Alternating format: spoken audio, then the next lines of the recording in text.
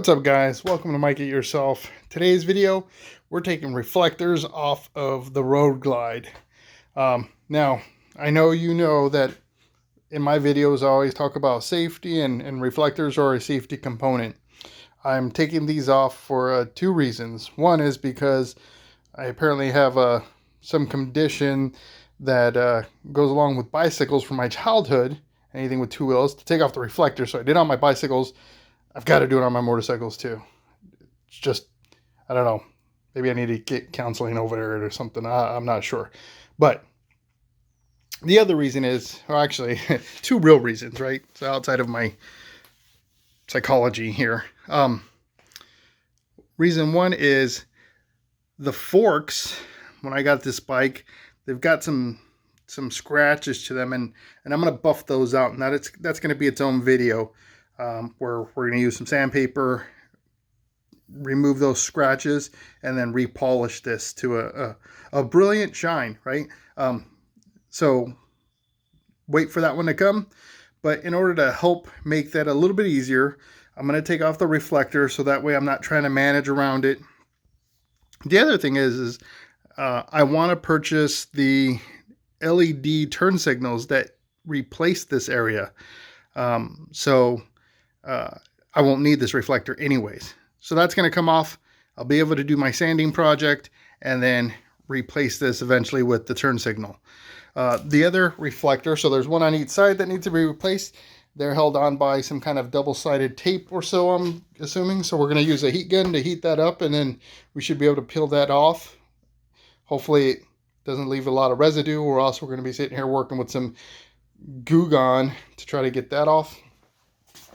The other reflector I want to remove is this little guy here. Again, just it's an eyesore for me. I think there's a guy, a Professional Monkey, who's got a really cool channel. If you haven't watched his videos, I recommend watching him. Pretty cool dude. Respect the stuff that he does. And I think he says if you're a reflector guy, you're like a madman or psycho or something, right? I gotta agree with him on that, right? Or at least for me, that's for sure. So I'm gonna pull that one off. That one's a little bit easier. It's two screws that attach this bracket to this. Now, I think you have to go underneath to unbolt this from the fender. I'm gonna see if I can get in between this and get to the screws with just a bit and maybe a ratcheting wrench, but we'll see. I'm gonna try that out. So first, let's get these easy ones. Now, like I said, I'm gonna use a heat gun. You could probably do it easier, or you could also try it with fishing line. That's how you typically do your badging on the side. But I'm gonna try it with just the heat gun alone and see what kind of return I get out of it. All right, so I'm gonna use my heat gun, Harbor Freight Special here, Chicago.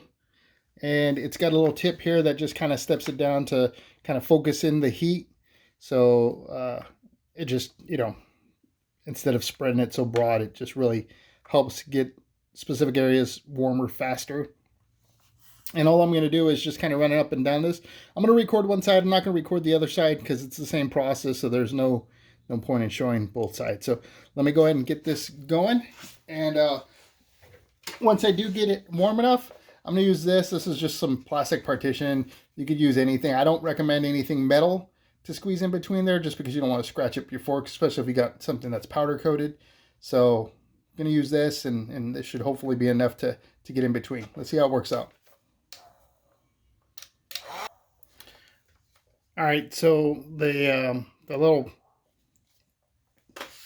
scraper thing I'm using, it's not sharp enough really to get underneath there, so I'm gonna have to get something a little bit smaller. I have some plastic razor blades, so let me get that and let's see if we can get under there. All right, so I'm gonna use this plastic razor blade. These are really good to get. You can get a whole bunch of them on Amazon really cheap, and you can use them on surfaces like your car paint and stuff like that. It gets some like the sap or whatever off, and it doesn't scratch your paint. So I'm gonna use that to kind of get underneath here and see if I can work some of that stuff away. I'm going to give it another couple passes with the heat gun, and we'll try this again. All right, so let's see if we can go ahead and get up underneath there.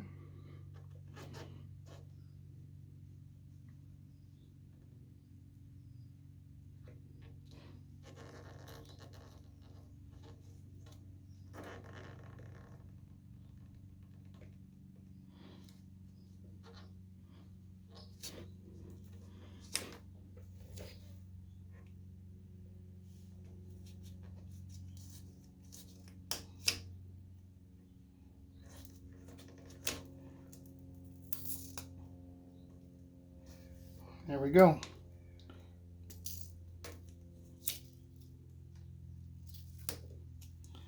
All right, so came off almost in one piece as far as the adhesive goes. But you can see it's like probably that red 3M stuff is my guess. So I've got a little bit here that needs to be taken off, and then I'll probably wipe it with some Goo Gone really quick, and we'll take a look at what it looks like. All right, for the Goo Gone, I'm just going to use a shop towel to kind of wipe it on and work off that little bit of adhesive that's left over.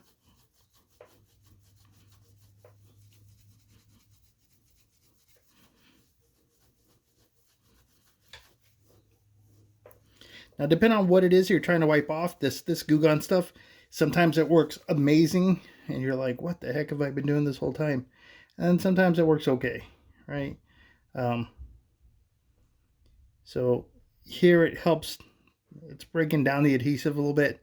And I'm barely just rubbing it with my fingernail, but that helps get it off.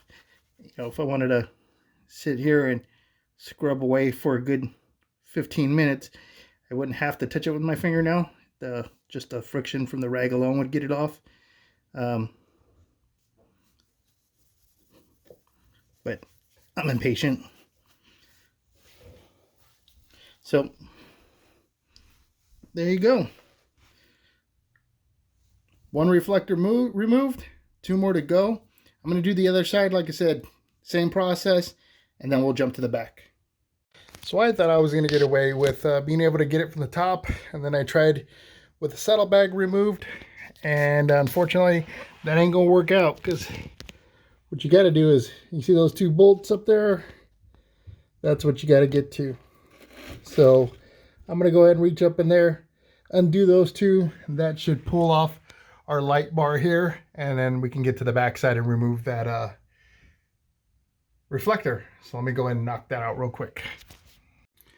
All right, so I got that off, and I won't lie, that was tough. Getting your hand in between the tire and on a wrench, there's not a whole lot of room, and then that like light, the brake light or whatever that is, running light at the end of the fender, doesn't help. It gets right in the way. It's perfectly placed. But nonetheless, I got it off.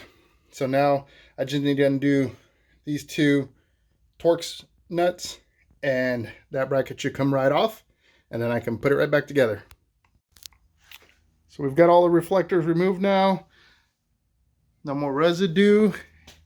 Like I said, I've got that project to come, clean up these forks. So I'll walk through that. Almost the same method that I used to do that marble table. And then that rear reflector is gone. So it looks much cleaner. The effort wasn't too bad. Front was very easy because it's all exposed. The rear was a lot tougher. I should have probably put it on the jack, and it would have made my experience a whole lot better. But I got hard-headed and started one way and decided to stick with it.